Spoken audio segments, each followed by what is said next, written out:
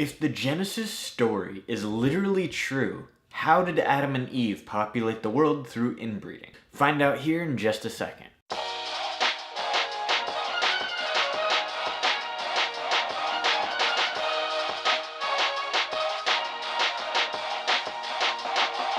If you don't already know, incest is a bad thing. Not just morally, but biologically. That's an issue for a whole nother video. That's not what this video is talking about. Creating offspring through inbreeding usually leads to biological disabilities, if they manage to make it. And we know this now because of studies involving dog breeding.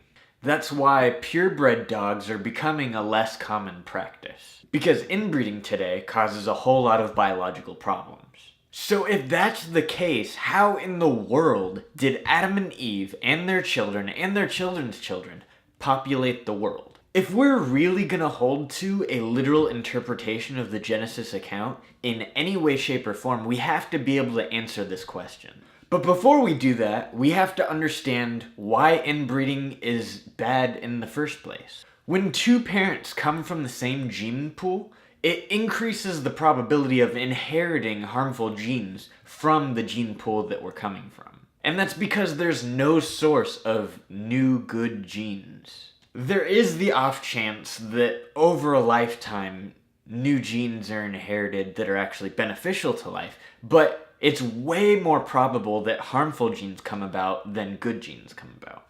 But what if there were no bad genes to inherit? Remember that if critics are going to ask questions like this, they have to assume the whole thing to be true, not just the parts of it that they want to be wrong.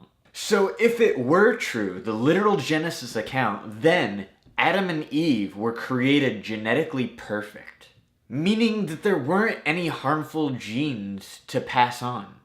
Well, except for the ones that they acquired over their lifetime. That's why they lived so long, because in the beginning they were created genetically perfect.